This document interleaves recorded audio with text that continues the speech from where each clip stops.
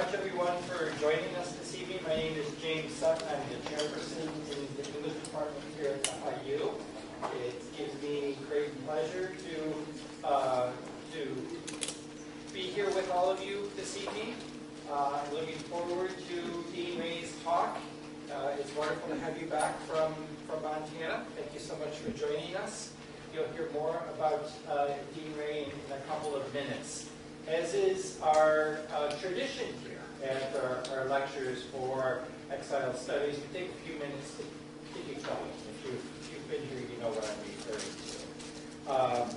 So I would like to introduce a colleague of mine, Dr. Milbauer, who is the director of our graduate program in English. We have several of our MA students in our program here who are under his tutelage. Glad you could make it. Dr. Milbauer has also been directing our program in Exile Studies for the last several years. He founded this program, created it, and has been working very hard, as many of you in the room know, over the course of the last several years to foster this program, both in terms of its intellectual enterprise as far as our certificate program goes. We've now graduated 20-some students in the certificate program, and another 20 who are currently in the program. It's an interdisciplinary program housed within English, but with deep roots in many other departments, including political science and international relations. So we're very happy this evening to be partnering in particular with PIR and Dr. Salakar and her department as we bring Dean Rae back to talk to us this evening about exile and American politics. The Exile Studies program has brought a number of renowned speakers to FIU over the course of the last several years. Dr. Milbauer will mention a few of those to you in a moment, and also wishes to tell you about a very exciting project that we have coming up in the fall. He'll also explain to you that most of the events and programming of Exile Studies has been done very closely in tandem with our Center for the Humanities in an Urban Environment, with Dr. Michael Gillespie's aid and collaboration. So thank you, Michael. Will, I think, also be speaking to you in just a minute. Without further ado, then, I want to ask Dr. Milbauer to come up and tell you more about the program.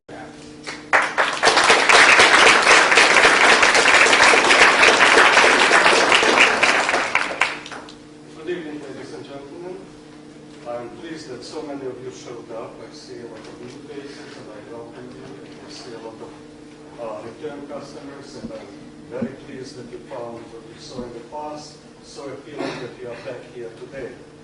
I also want to acknowledge our provost, Dr. Warczak and Mrs. Warczak, who are here today, and we are really grateful for your presence and consequently the support for our endeavor. Thank you so much for being here.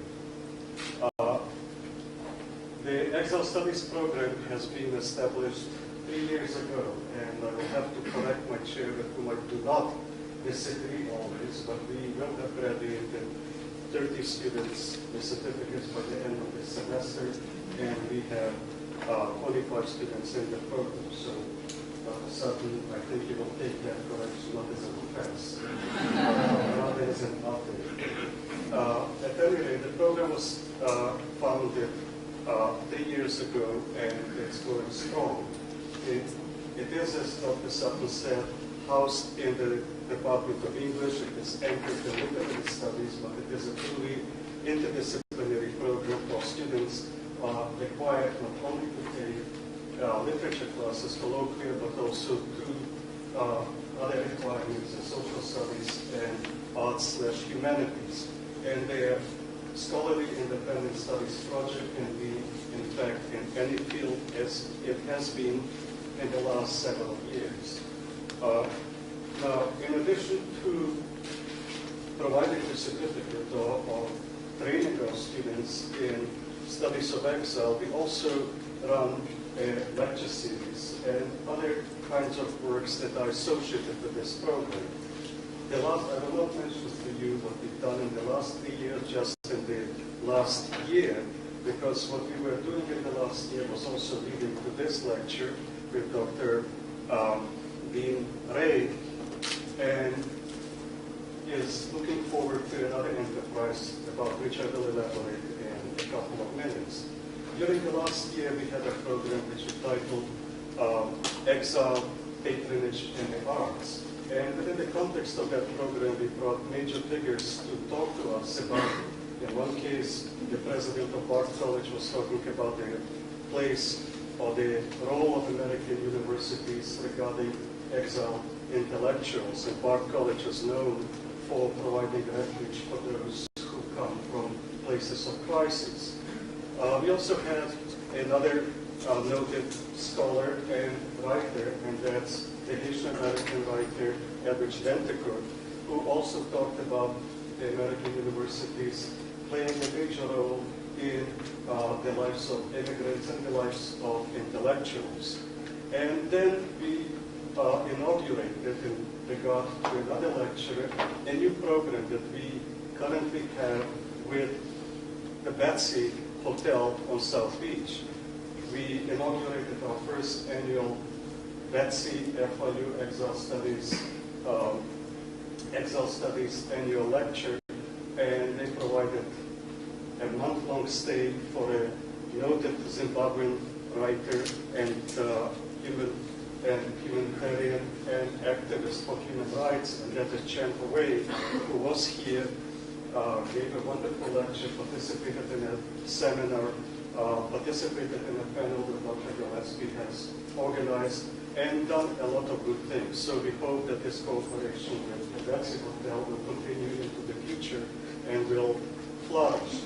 And again, Mr. Rae, the Zimbabwean writer, talked about the significance and the importance of institutions of higher education in providing safe haven for those who find themselves under dire circumstances in their own countries. And this was leading up to yet another talk today, and that is Dr. Rae's, when he is going to talk about exiles and their role in significant role in American politics and diplomacy. And God knows that in this country, which in fact is like the kibbutz galuyot and India of exiles, political figures and diplomats and politicians find very important roles to play here. Dr. Rae will elaborate on it. And these all lectures are leading up to a major event that we will have in the fall of 2014, that is this coming fall, a project that Dr. Sutton and Dr. Gillespie and I worked for a number of years to bring to fruition. And that is a cooperative project with the Coral Gables Museum to mount an exhibit that was curated a few years ago by the Museum of Jewish Heritage in New York and has been since traveling to different institutions. And that exhibit is dedicated to a very important moment in American history, a moment which I define as time of intellectual reciprocity. Very few people know that during the late 30s, they know this, that many intellectuals in Germany and other countries tried to escape Germany and to save themselves, but unfortunately there were no places that wanted them so badly that they would arrange for immigration exceptions or Labor Department approvals. But there was a group of colleges that opened their doors and were hospitable to these major scholars and major professors and artists. And these are colleges associated with the black colleges in the South. And most people don't really know about them. And that was an incredible moment in American history, I think, in American education, where the black colleges in the South had the foresight to know that not only will they benefit from the fact that these scholars will be housed in their own colleges, but they will also provide refuge and save lives. And this exhibit that the Coral Gables is putting up, and which we negotiated with them to put up, is, I think, going to be a major contribution to the intellectual life of our university and the Coral Gables Museum, as well as the community at large. And with Dr. Sutton, Dr. Gillespie, and others, we are organizing a number of programs that will be adjunct to that exhibit, and I hope that all of you will have a chance to come, see, participate. So you see, it's all one of a piece in that way, and we are working towards a particular goal that we have in the future. I don't want to talk too much now, although what I have to say is of major importance, as you know. What is more important is to tell you one simple thing, that these kinds of events and this program have never been possible without the generous help of a number of entities. I want to acknowledge the College of Arts and Sciences that has been behind this project for the last 5 years, only the last 3 years to legitimize it in a way.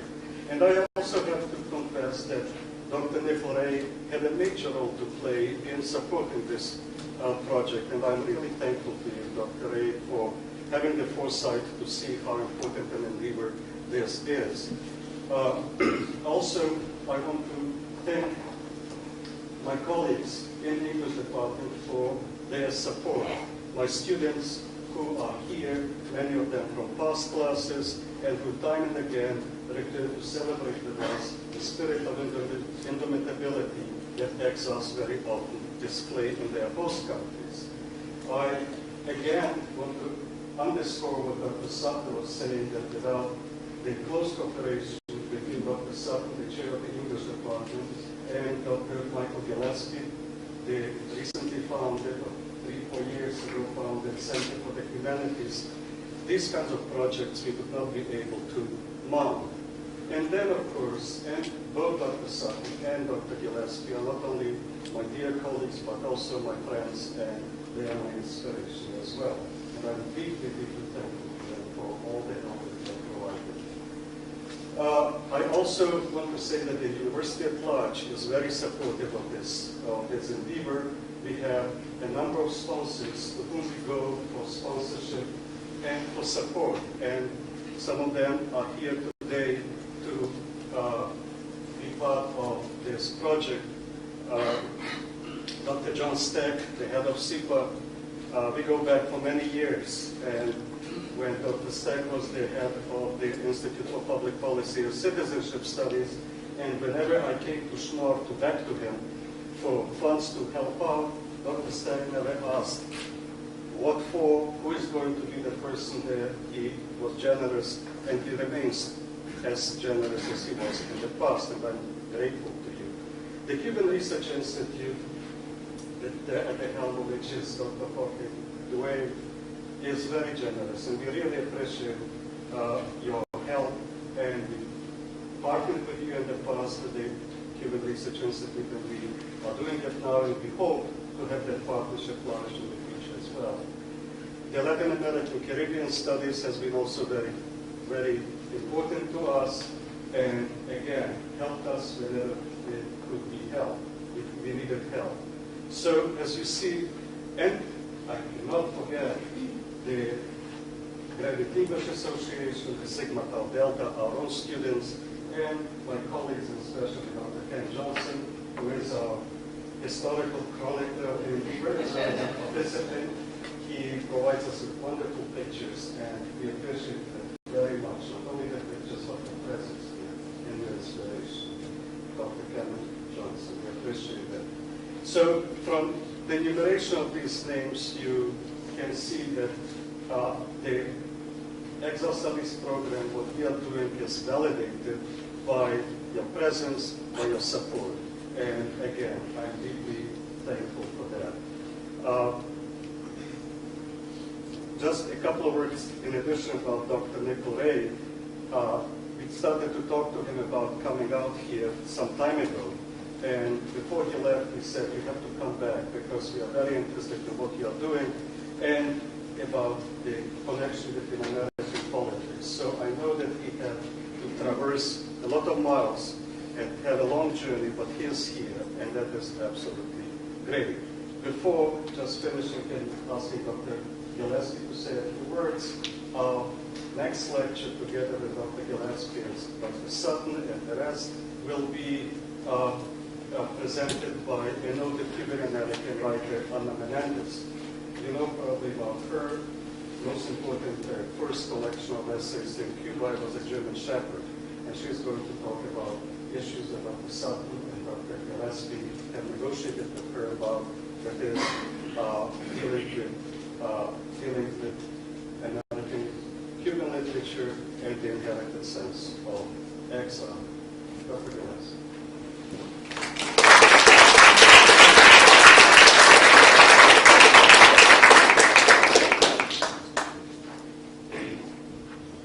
I know you're all waiting for Dean Rae to speak, and I will, as Hamlet said to Horatio, ask you to absent yourself from publicity for just a short time. But it's a great honor and pleasure following Dr.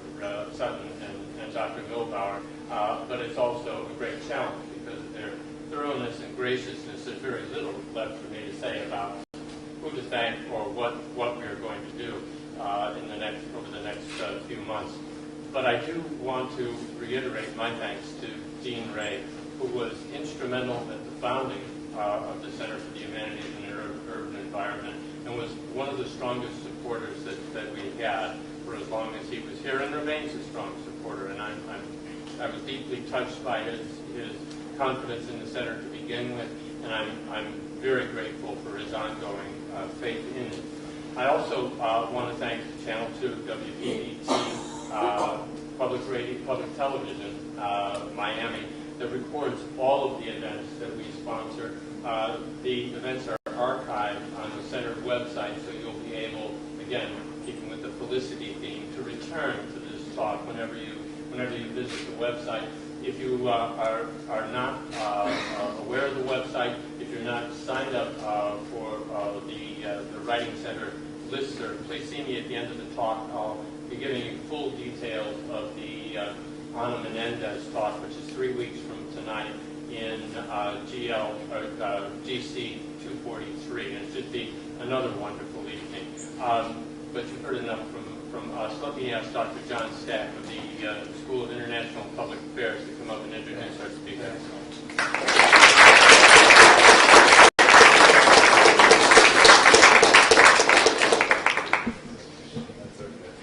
I would be remiss also not to acknowledge one person, not because I forgot, but because I'm so excited about this event.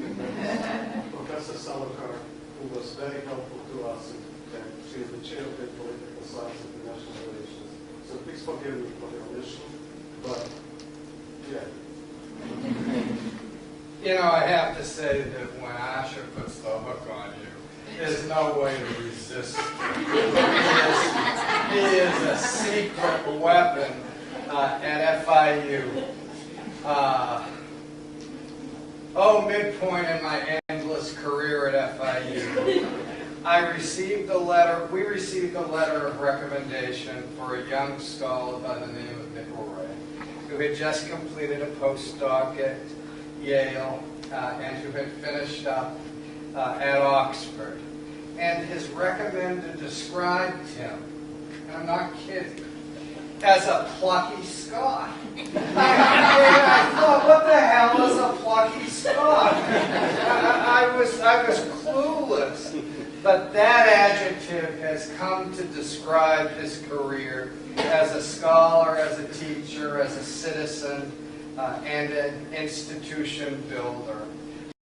All of the faculty know him as the Senior Associate Dean of the College of Arts and Sciences during Ken Burton's years as Dean. I know him as a colleague and a friend, as Director of the European Union Center of Excellence, and as the Chair of the Department of Political Science for 2 terms. But I also know Nicol as a scholar of uncommon understanding of American political institutions with a focus on Congress, and as a really astute chronicler of the political and social and economic changes that we confront, good or bad, today. His first book, and it's a classic, is The Decline and Fall of Liberal Republicans from 1952 to the present. It was published in 1989. He explores how the Republican establishment gradually lost its constituency as a more conservative tide began to run faster and further in this country. Big government with strong social welfare concerns alongside the liberalism of Northeastern and some Midwestern patrician Republicans gave way to a sharper and harder-edged conservatism that we now know today as neoliberalism, or, if you will, the Reagan Revolution, along with a whole spectrum of political values that come along with it. His second book was Southern Democrats, where he looked at the response of conservative, much more conservative Democrats to the onslaught of republicanism, particularly in the South. It threatened Democratic ascendance, and of course, Bill Clinton played an enormous role in this study. Along the way, after that, Nicol published two very important edited collections, one called Conservative Reformers, which looked at the class of 1994 that entered the House of Representatives, led by Newt Gingrich and many others, and that was followed by a pretty insightful view of the U.S. Senate, the contentious Senate, partisanship, ideology, and the myth of cool judgment. That Senate looks so much better than the one today. And his third major book was Impeaching Clinton, again looking at the dynamics of strife. The subtitle was Partisan Strife on Capitol Hill. That was co-authored and published in 2003. What do I learn from Nicol? One, he has an ability to take an interview and contextualize it and then broaden the analysis. He's so good that every doctoral student I've had, I've urged them, if you're going to do interviews, look at how Nicol does it, because really no one does it as well. So that when I think of the corpus of his work, there's an insight and a wisdom that begins to unfold itself. He's also a conservative, plucky indeed.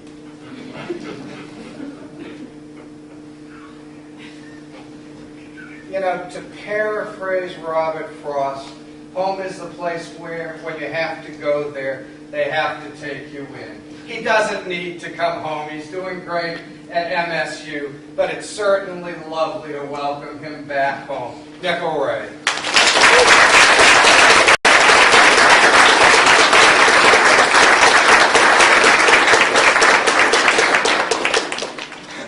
We're going to try to hook you up with one.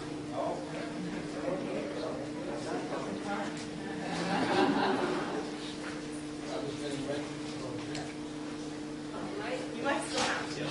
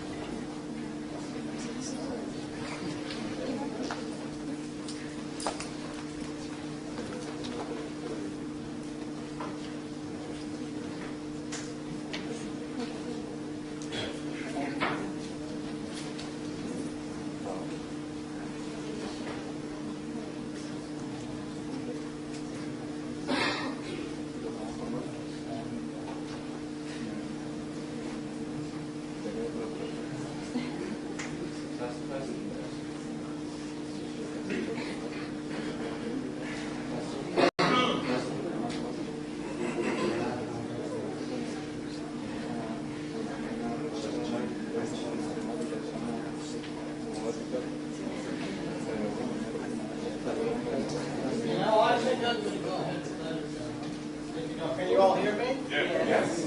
Okay, I have some water here in case I get a little hoarse from projecting. The nature of this text here and holding a hand mic is just going to make things better.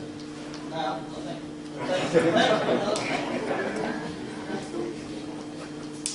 anyway, thank you,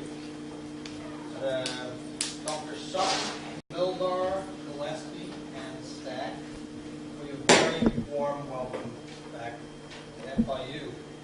This is the place where I will undoubtedly have spent the majority of my professional career, and it has many happy memories.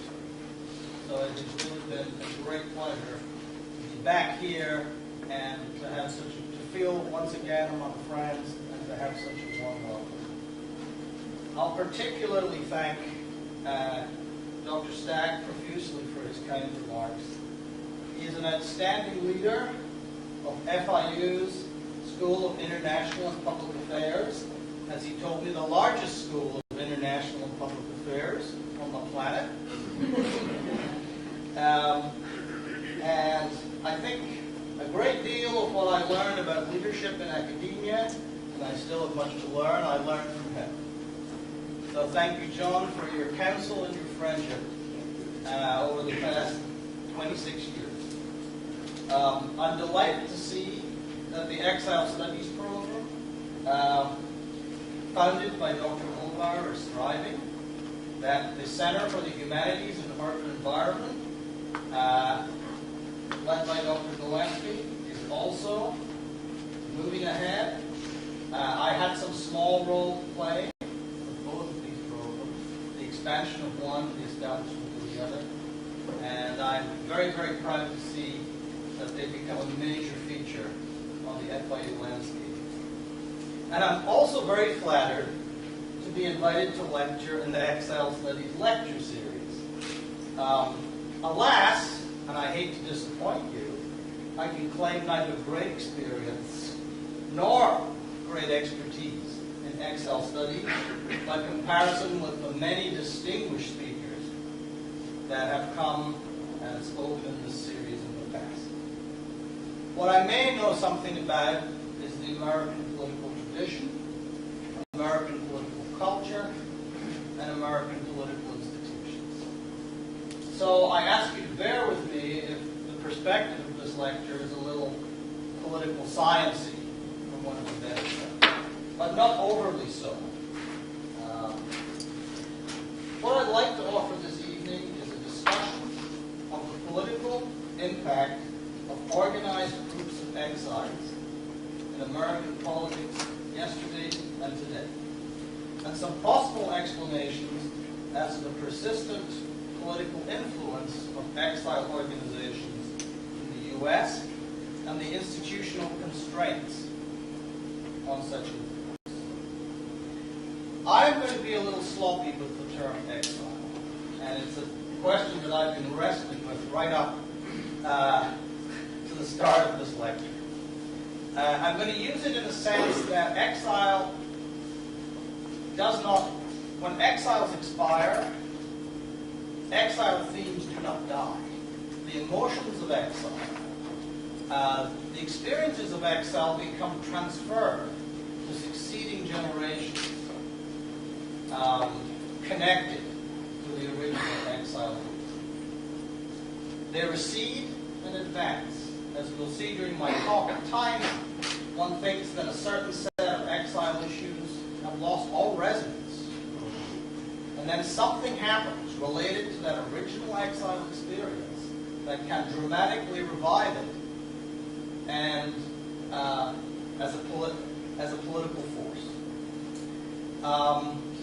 So I will ask you to bear with me in using the word in this less literal sense. I'm going to start, though, before getting into the sort of reflections on exile in American political history, with a little bit of my own experience. In my case, I would say that I'm an immigrant, not an exile, but that there are exile themes that will resonate with My decision to leave Scotland, the land of my birth, was a voluntary one, based on career opportunities. Many of my forebears were not so fortunate. For them, I think they are exiles in the sense that there's an element of compulsion to the decision, and that can be either political or it can be economic. In the case of the Scottish Highlanders, there's a little bit of both, particularly that economic factor is very important. In the 19th century, the Scottish Highlands, once well populated by Gaelic-speaking tenant farmers, were essentially cleared of most of their inhabitants. Now, in Scottish history, this is most commonly blamed on the landowners, many of them former clan chiefs, who found sheep more profitable on the land than their fellow clansmen. This portrait, and I think even contemporary Scottish historians and economic historians would say, is somewhat overdrawn. There were a lot of factors that went into the clearances. Many landlords were humane, conscious, tried to rehouse their tenants, find alternative industries and so forth. But there were some egregiously crass examples during the clearances. Probably the worst was the Countess of Sutherland and her husband, the Earl of Stafford, later the first Duke of Sutherland, who were utterly ruthless in forcefully driving a large number of their tenants out of their homes. And the names of the Countess and the first Duke are still I would say, you have to be careful how you mention them. If you go to the county of Sutherland, far north Scotland, there's a statue to the first Duke, and I think it's only survived because it's on top of a remote hill. Bother to go up there and pull it down. But when the Gaelic festival, the festival of Scottish Gaelic music and poetry, went to Galsby, which is the main town in Sutherland, and the current Duke and Duchess tried to make some amends, they were very severely rebuffed. It's also true that in addition to forced clearances, the high levels of poverty in the Scottish Highlands in the 19th century. And it's a little known fact, I mean, you've heard, all of you, the great Irish potato famines. The potato became the staple for a lot of Scottish Highlanders, and the same blight affected the potato there, and, had similar effects in places like Skye and Lochoush and Mull, when the blight basically wiped out the crop and people were literally starving. Anyway, the high levels of poverty in the Scottish Highlands in the late 19th and early 20th century left many Highlanders with little choice but to move on. Emigration to Canada, in particular, New Zealand, and the United States was often a matter of sheer physical survival. I have some images here. Don't worry, I'm not going to do a PowerPoint. But which I find rather interesting. And this is The Last of the Clan by Thomas Fyde, 1865. And Fyde sort of is depicting here, there's even a little text there that goes with the painting. When the steamer had slowly backed out and John McAlpin had thrown off the hawser, he began to feel that our once powerful clan was now represented by a feeble old man and his granddaughter, who together with some outlying kith and kin, myself among the number, owned not a single blade of grass in the land that was once all our own. Of course, it's an extremely romantic piece, but it does capture the very strong emotions evoked by the more or less enforced exile of thousands of Highlanders during this period. On a somewhat lighter note, shortly after arrival in Montana last January, I was presented with a book entitled Glencoe and the Indians by Dr. James Hunter, whose work I knew because Hunter was perhaps the leading contemporary historian of the Scottish diaspora, how that came to be. And this book, which I thoroughly recommend to you if you're at all interested, tells an astonishing tale of a member of the MacDonald clan virtually driven out of the Scottish Highlands by a combination of economic want and sort of a certain degree of perhaps youthful naughtiness, you might say. Driven out as a young man, he became a fur trapper, as many Scots did, with the Hudson's Bay Company in the Northern Rockies. And he married a Salish Indian woman and engendered a new clan of Salish MacDonalds, who remain a very influential family within the tribe to this day. So here I have the clearance village of Strathnaver. This was the most notorious clearance that was carried out by the Countess of Sutherland agents. And you can see the ruins of the settlement, the very thriving farming settlement that once was in Strathnaver. And here we have the retirement of President Joe MacDonald of Salish Kootenai College in Papua, Montana in 2010. And if you go up around Flathead Lake, Glacier National Park, and through the Salish Kootenai Reservation, that name MacDonald appears all over the place.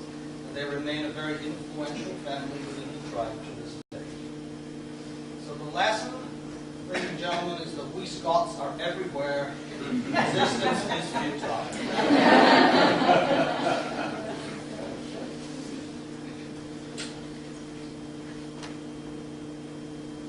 More seriously, as I said before, I consider the 19th century Highlanders to be true exiles because their departure from Scotland's shores was hardly voluntary. Aside from economic compulsion, landowners often paid for their passage on the boats that took them across the Atlantic to be rid of what they regarded as an economic liability. I had choices in deciding to emigrate. My forebears really did not. And while the vast majority of them settled in their new lands, many prospered, I consider them exiles rather than just immigrants because of that strong element of compulsion in their departure. And essentially the same story has played out in many other countries over the past 200 years, either because the land could no longer sustain a large traditional rural population, or exiles were essentially driven out due to their ethnic, religious, or political views. Immigration and the immigrant experience has had a profound impact on U.S. history and development. And many of, perhaps most of these immigrants have also been exiles, estranged from their homelands for economic or political reasons, or both, but still emotionally tied to the homeland, and periodically very concerned about their homeland's direction. I will argue tonight first that such exiles, or descendants of or immigrant descendants of exiles reflecting exile views, have frequently been highly influential in American politics, particularly with regard to foreign policy. Second, that there are certain unique features of American political development and political culture that have encouraged the political mobilization and impact of exile groups. And three, that this is likely to be a continuing feature of American politics.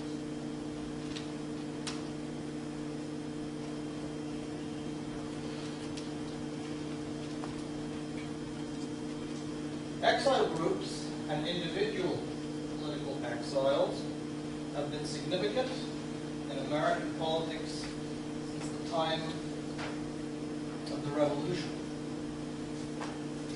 Tadeusz Kościuszko, a Polish exile, was a hero of the American Revolution and a friend of the author of the Declaration of Independence, Thomas Jefferson. And here we see him wearing the eagle of the Cincinnati. Kościuszko returned to Poland and led a 1794 revolt against the final partition and obliteration of his homeland by Russia, Prussia, and Austria. When this failed, he became an exile once more, returning to the U.S. in 1796, eventually returning to Europe and dying in Switzerland in 1817. Interestingly, he wrote a will while in the U.S., bequeathing his American assets to freeing and educating slaves, including his friend Jefferson. It was never executed. There are monuments to Kosciuszko all over the U.S. Statues, parks, streets bearing his name. A county in Indiana, an island in Alaska. Now, this is not accidental. Kosciuszko clearly represents the ideal American exile, a believer in Enlightenment principles of freedom and democracy, as epitomized by the Declaration of Independence, fighting to liberate his people from oppression by autocratic foreign powers, as he helped the Americans shake off the British yoke. This has been a recurring theme in American public attitudes towards exile. And here I follow Louis Hart's view of America as distinctively Lockean liberal political culture, based on the political credo set out in the Declaration of Independence. Again, just to reiterate that credo, we hold these truths to be self-evident, that all men are created equal, that they're endowed by their Creator with certain and unalienable rights, that among these are life, liberty, and the pursuit of happiness, that to secure these rights, governments are instituted among men, deriving their just powers from the consent of the governed. That whenever any form of government becomes destructive of these ends, it is the right of the people to alter or abolish it, and to institute new government, laying its foundation on such principles, and organizing its powers in such a form as to them shall seem most likely to affect their safety and happiness. Hence, the American political tradition and culture is likely to be fundamentally ill-disposed toward non-liberal democratic regimes and highly sympathetic to those apparently driven into exile by such regimes. Emma Lazarus's poem, immortalized in the Statue of Liberty, summarizes this attitude more succinctly, perhaps. Give me your tired, your poor, your huddled masses, yearning to breathe free. And here we have some examples of distinguished American exiles. I could have filled many slides with this, but that would have filled up too much time in the presentation. I tried to find a representative sample. We have Jose Marti. Next to him, Albert Einstein, Madeleine Albright, whose parents were driven into exile after the communist coup in Czechoslovakia in 1948, went on to a distinguished career in public service in the U.S., culminating as Secretary of State to President Clinton. Jeremiah O'Donovan Rossa. O'Donovan Rossa was a veteran, Fenian, Irish nationalist who was exiled and died in the United States in 1915. His funeral, in some ways, was kind of a catalyst for the 1916 Easter Rising. I think it was there that Patrick Pearse made a very famous speech. Ayn Rand is next, and then from the bottom row, Hannah Arendt, famous exiles from the Soviet Union, Nazi Germany, respectively. Alexander Solzhenitsyn lived for exile of 20 years in the United States. Distinguished Russian novelist. Harry Wu, Chinese dissident. Igor Stravinsky, Russian composer. And Marlene Dietrich, whose political views did not accord with those of Nazism, and she actually came to the United States and contributed against it with the utmost of her ability. And I could have picked many more names from American culture, academia, intellectuals to put on this list, but I sort of wanted to give a spread as best I could. And I did sacrifice, apologies to Italian Americans, that I did sacrifice Garibaldi to bring in Hannibal. But Garibaldi wasn't here very long. America has always liked to think of itself as a safe haven for groups in enforced political or economic exile from their homeland. But, there's always a but, we should not neglect to note two things. However, first, the African slave trade created a special category of Americans who endured enforced exile and servitude in this country, and frequently during U.S. history have felt, as Martin Luther King stated it, like exiles in their own land. Second, there have also been Americans who have gone into voluntary or enforced exile due to fundamental disagreement with the U.S. government of the day, most recently and conspicuously Mr. Edward Snowden. Both of these topics are worthy of a lecture in themselves, so please forgive me this evening if I leave them aside as possible future titles for lectures in this excellent series and concentrate on my main theme this evening, the political impact of exiles and organizations representing exiles in the U.S.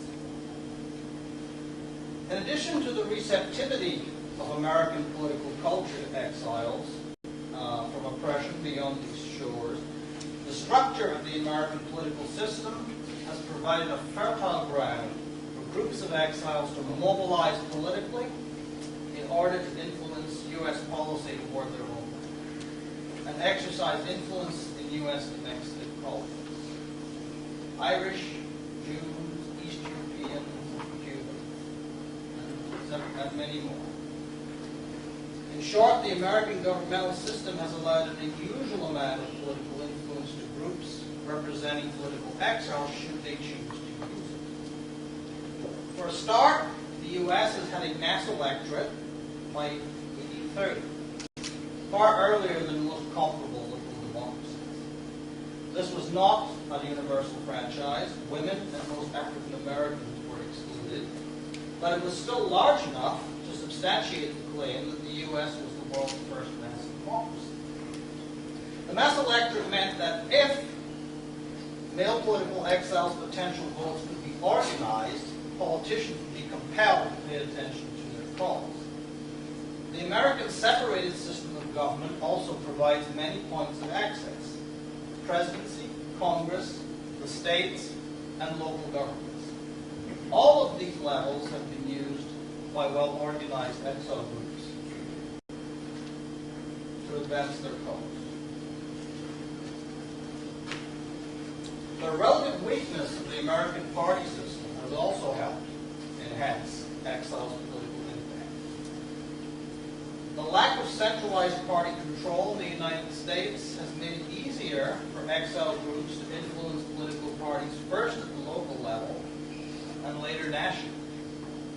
The relatively unideological nature of American political parties has meant that exile groups have had the opportunity to enter into party activity at the local or state level and sometimes become the dominant group within the local party.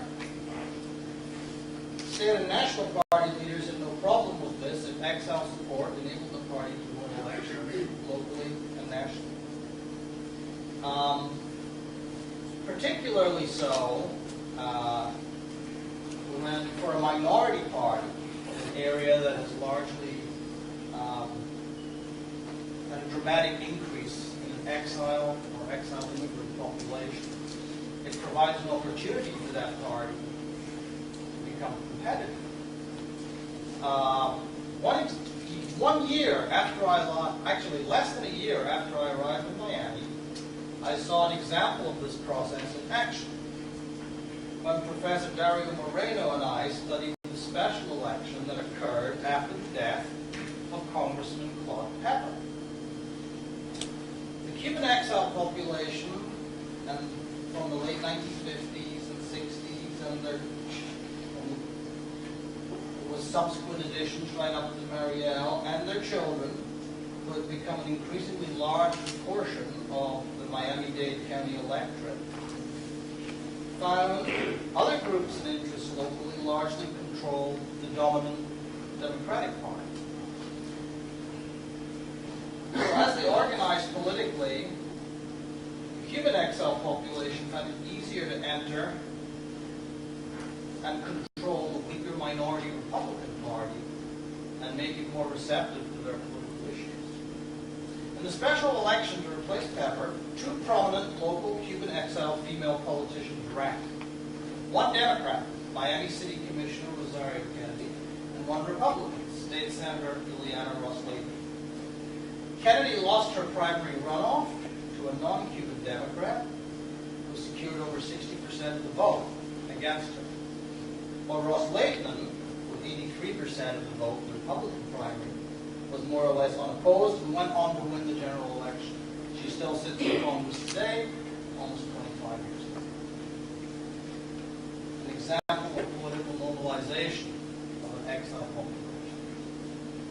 Demographic realities and the American federal system of elections have also tended to work to the advantage of well-organized political exile groups. Exiles, like most other American immigrants, have tended to congregate in major urban areas where economic and political opportunities for advancement tend to be greater.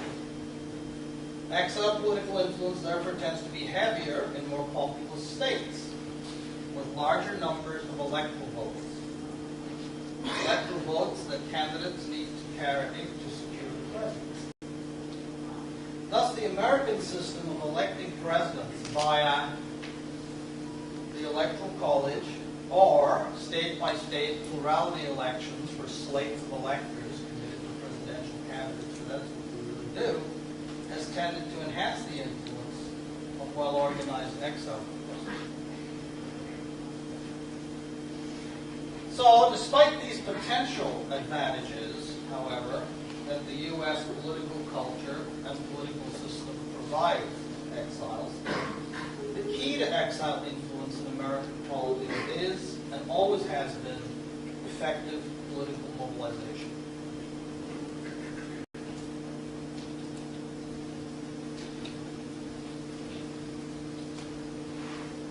And this requires, first, that a significant immigrant population is still concerned with events in the homeland and seeks to influence American policy in a direction hostile to the homeland's rulers or the homeland's foreign enemies or occupiers. Second, this population needs to be naturalized and therefore enfranchised so they can exert electoral impact. Third, sufficient resources, money and manpower have to be available to mobilize and organize these voters. Now, traditionally, American state and local political parties facilitated this process as they provided the initial resources to mobilize exile voters in order to gain an electoral advantage for the party. The classic examples of this were the political machines of the 19th century. And as mentioned above, we still see the process in operation today with the Republican Party and the Cuban population of South Florida over the period from about the late 1970s to present. Once established, however, successful exile organizations are eventually able to generate a reliable financial and activist base by themselves, in part due to the economic advancement of the exile population. An immigrant population influenced by exile themes, still seeking to influence events in the homeland, politically mobilized with the necessary financial and manpower resources at their disposal, and concentrated in electorally critical cities and states, can thereby play a significant role in American politics.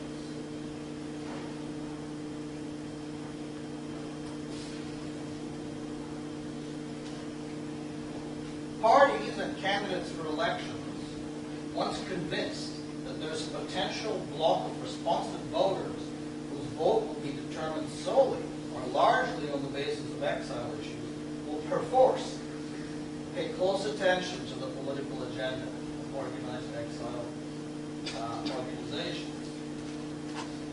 At the same time, exile leaders and organizations must work to maintain a high level of awareness regarding homeland issues among exiles and succeeding generations, the children and grandchildren of exiles, and also also continue to raise the funds to maintain their organizations and get their message out. For these efforts to succeed over time, there must be continuing oppression or conflict in the homeland that the American exile organizations hope the United States can somehow effectively address. Thus, the century and a half of sectarian and political conflict in Ireland after the potato famine of the 1840s kept Irish issues at the forefront of the political consciousness of succeeding generations of the immigrant community of Irish Americans. Ongoing Arab-Israeli conflict in the Middle East has had a similar impact among Jewish Americans. And of course, the persistence of the Castro regime has done the same for Cuban American exile. Thus, these groups remain mobilizable politically on issues related to their homeland. And exile lobbies work hard to make sure that their constituencies are informed and kept apprised of events there, and that American political parties and politicians are aware that an electorally significant segment of voters are still likely to make their voting choices based on exile issues. If members of the exile group begin to rise socially and economically, they provide an enhanced fundraising base for exile organizations and a leadership cadre whose members get elected to office and can directly represent the group's positions in state legislatures and the U.S. Congress. So those are the success stories, valuable speakers. But why do some exile lobbies never mobilize effectively? Or they mobilize but then decline in influence? Well, certainly to mobilize effectively, there needs to be a strong exile identity with the homeland and awareness of political events there. If this is absent, groups claiming to represent the interests of exiles are likely to have little influence. While American society provides ample opportunity for organized exile groups, powerful assimilationist pressures are also factors that can have an increasing effect, particularly on succeeding generations of immigrants. Exile populations may also be scattered rather than concentrated geographically, have low rates of voter participation, or remain in relatively low socioeconomic status. The last two are generally related. Socially mobile and ambitious members of the exile population may also be reluctant to be perceived as mere advocates for their exiles. The case of Jewish Americans before and after World War II is an interesting one. Prior to the war, powerful assimilationist pressures in the Jewish community attenuated Jewish identity, so many prominent Jewish Americans, such as influential columnist Walter Lippmann, were reluctant to assume it. And Jewish organizations in the 1930s were generally unsuccessful in mobilizing the community effectively on issues affecting Jews in Europe, despite increasingly evident Nazi prosecution. The impact of the Holocaust transformed this situation. American Jews determined to stop such horrors occurring to their people again were much more easily mobilized by Jewish organizations on issues pertaining to Jewish persecution abroad and fighting in defense of the fledgling state of Israel.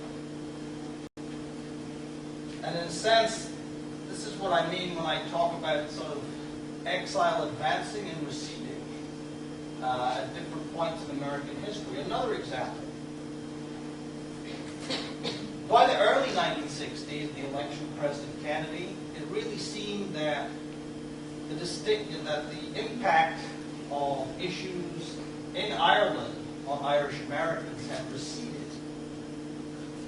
and become sort of an aspect of another era that had somehow been surpassed. But the the eruption of sectarian conflict in Northern Ireland in the late 1960s served to refocus Irish American social and political organizations and political leaders such as Senators Edward Kennedy, Daniel Patrick Moynihan, and House Speaker Tim O'Neill on efforts to redress the grievances of Northern Irish Catholics who pressed for political solutions to their troubles. Another example, I don't think in the early 1970s Greek Americans were regarded as a particularly powerful lobby in U.S. foreign policy.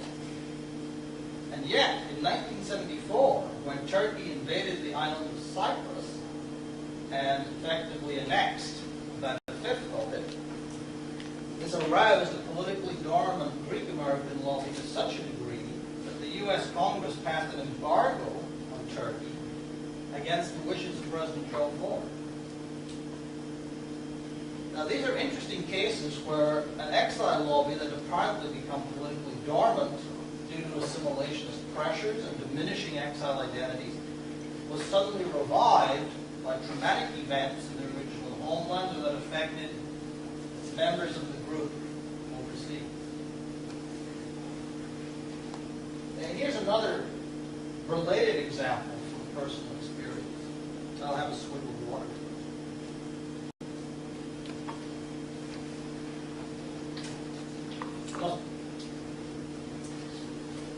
In the spring of 2012, I co-taught a class with Senator Marco Rubio, and he got into a little trouble for drinking water too much. So I hope I won't meet the same fate.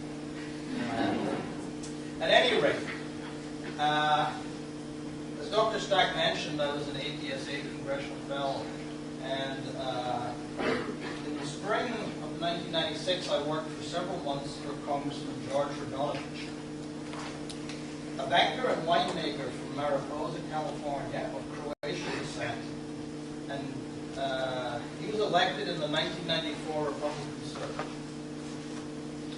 George Radonovich came to D.C. primarily to cut government and carry out a Republican revolution.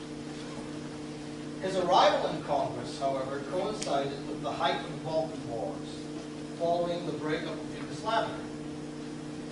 And George found himself to be one of only 2 members of Croatian descent on Capitol Hill, at a time when Croatia was very much in the international spotlight.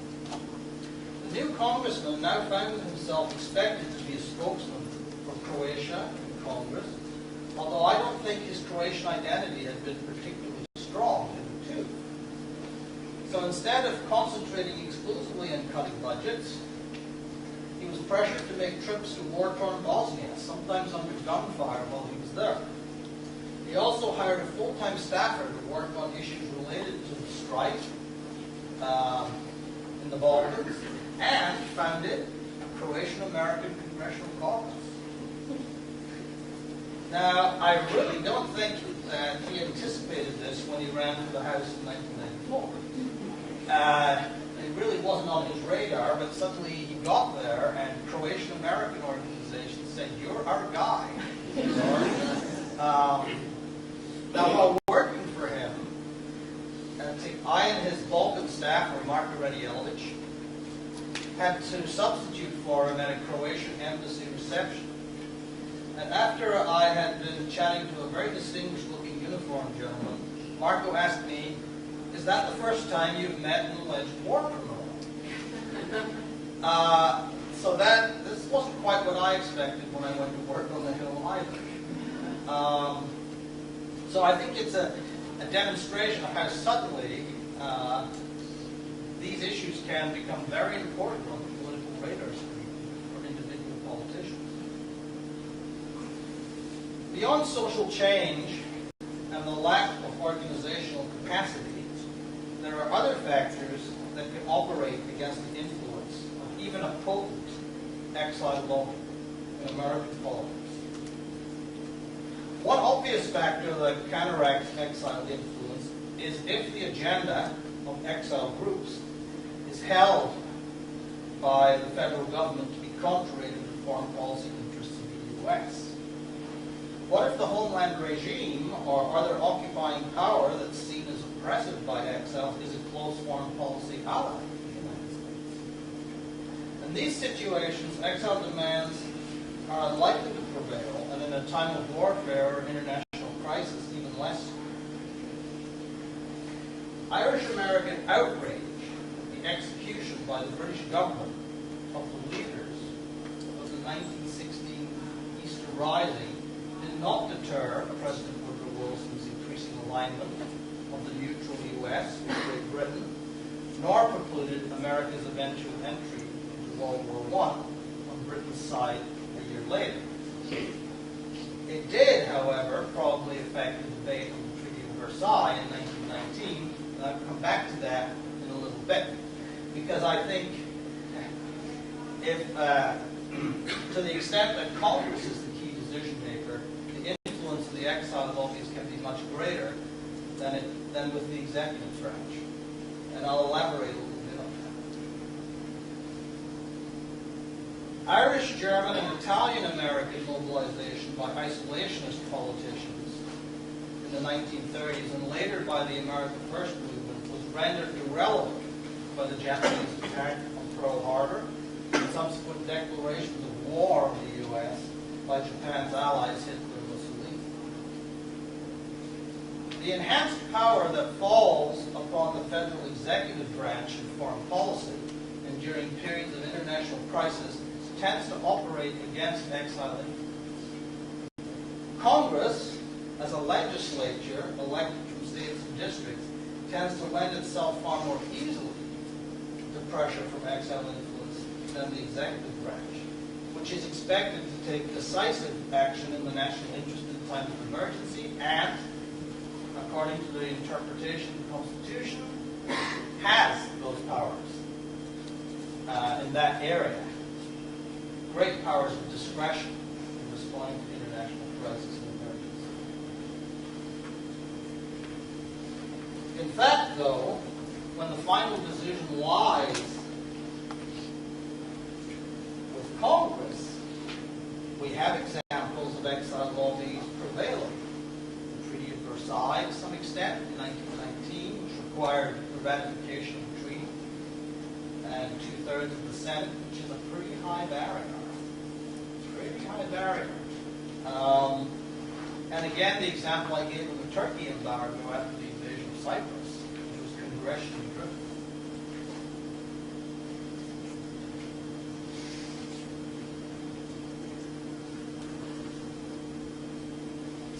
In summary, I have argued that the United States, because of its liberal democratic political tradition and culture, tends to be very highly sympathetic to political and economic exile from repressive or undemocratic regimes. The American political system, with its powerful legislature, weak political parties, and relatively easy access for outsider groups, has allowed considerable influence for exile groups who are able to organize themselves politically around issues regarding their homeland.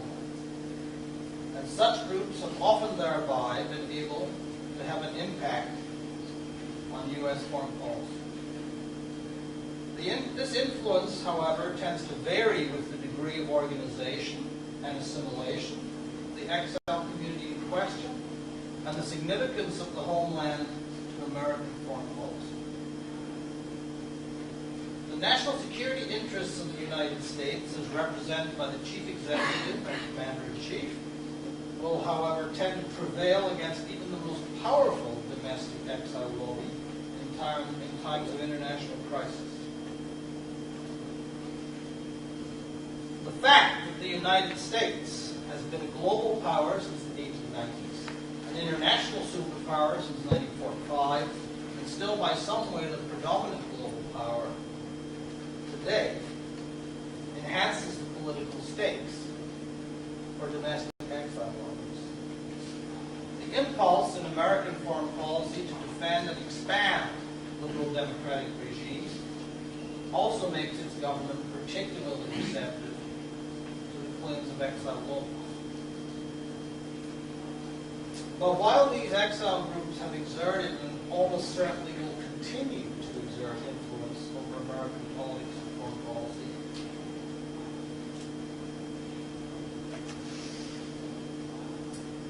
they can occasionally achieve success where Congress is invoked or have to be involved in the decision.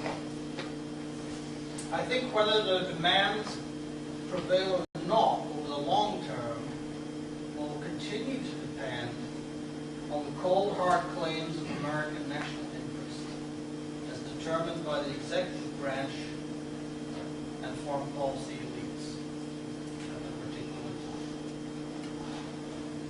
So, that's all I have to say. Thank you very much.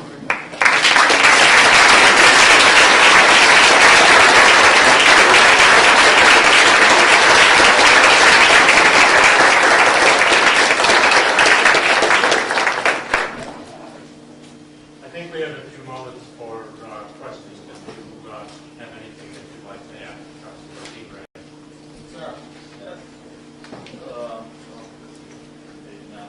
When it comes to these exiles, outside of the United States, I think the United States would probably have like more of a role with exiles because of its role in the United Nations Security Council, UNESCO, etc. I mean, is it abiding by its own principles, or perhaps by mandates set on it by such entities as the EU, UN, ASEAN? The United States, I think, remains particularly conservative in international organizations. But, I mean, the positions on the Security Council are an indicator, that's partly an indicator, is a consequence of American influence in the world. And to the extent that, the U.S. is a significant power in all those major international organizations. Therefore, I would also think that, based on my argument, that the U.S. is more liable to this for the political reasons than many of the other countries that are on the council. But that's not to say that exile influence is unique to the United States either. But then I'm going way kind of beyond an area where I'm already somewhat out of my so I think I just leave my answer at that. Sir. Do you have any insights into the English-only referendum that occurred during the Ray administration here in Miami, and how the exile community bonded together to beat that? Interesting. Backlash.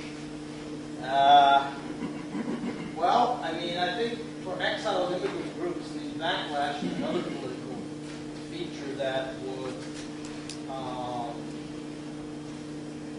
be a whole lecture in itself.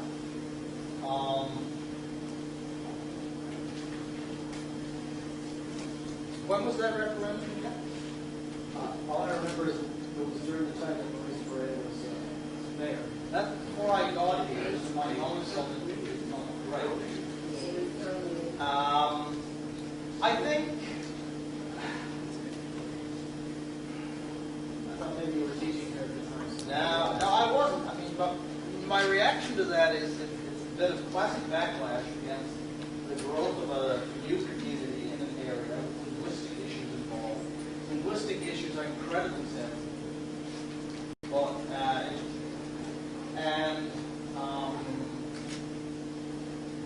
I think the defeat of it, one can put down to a number of factors, I would guess. First, it's bad for business. Second, that the exile community will be hurt by this. We're already getting politically pretty well mobilized, and I would guess that this kind of thing probably enhanced their political mobilization, that lessons were learned from it, and sort of groups formed that kind of persisted and moved on to other issues. So if it was intended to weaken the influence of the Cuban exile community, I would say it's pretty evident that the whole thing backfired, not just in its defeat, but in its long-term consequences. The bumper sticker was, will the last American believe they can please take the flag. And that said everything. There was a total mobilization of Cubans who had expected to go back to, Cuban exiles who expected to go back to the homeland. And they became voting Republicans. Carmel. Hi. Nice to have you. Thank you. I'm going way out on a limb because this is very far from my expertise, but for several years I've taught a class in the Great Depression, and it seemed to me that one phenomenon that we can observe in the Great Depression is internal exile of various populations. As people move for economic reasons, they can't go back. Working migrations.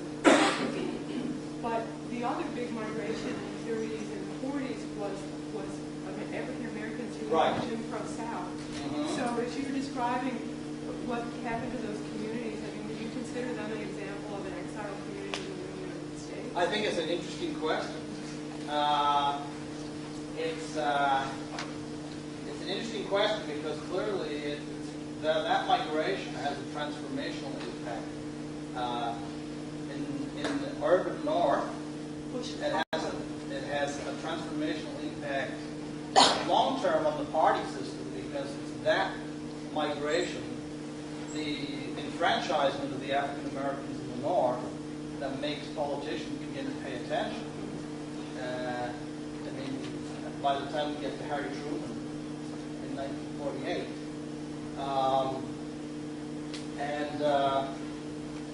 it also, I mean, and then I'm going way out of my league, but I mean, there are also aspects of the Southern African American culture that get taken to the north and survive or even enhanced in terms of music and so forth, dialect. It's interesting.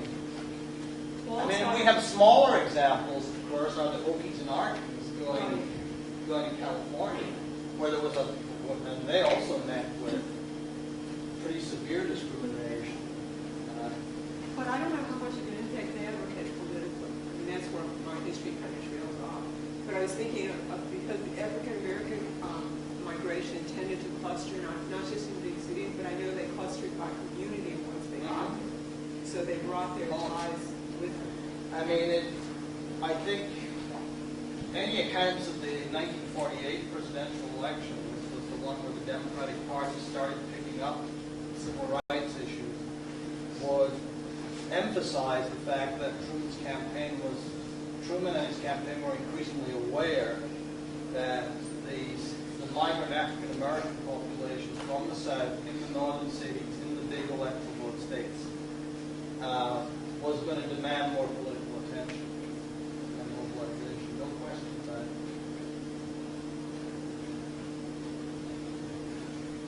Sir? Yes. Hi, my name is Jose Garcia. You made a very interesting point. You said that after the exiles, the next generation, you tend to lose interest on what's going on in their homeland. And then, therefore, they lose interest on foreign policy. So, But it can come back. Yeah, so my And question... the rights are, I mean, in a sense, exile experience, in a way, rather like politicians used to talk about party identity or religious identities, can almost lie latent, and then some event, or can bring it back even for the succeeding generations who didn't have direct experience. So my question is, how can the next generation keep going? Don't lose sight of what happened in the previous generation. Like, is there a way that could happen, or it's just by external circumstances that it takes a Holocaust? Not entirely. I think if the political organizations are very effective in mobilization, they can reach out to the succeeding generations and emphasize the importance of these issues, even if it's during a relatively quiet or latent period. I mean, they're, in a sense, part of their mission is to maintain the history, the identity, the experience in the minds of succeeding generations. And I think the more effective ones and the ones that have the greater purchase or influence will succeed in doing that. I know it's been a very long day for Dean Rae. We've gotten awfully busy, so I'd like to close the questions now and just remind you, 3 weeks from tonight, Anna Menendez will be coming to talk in a short reading. If you'd like any more information on that, it will be coming out of the center, and you can see me at the end of the presentation. But now will you join me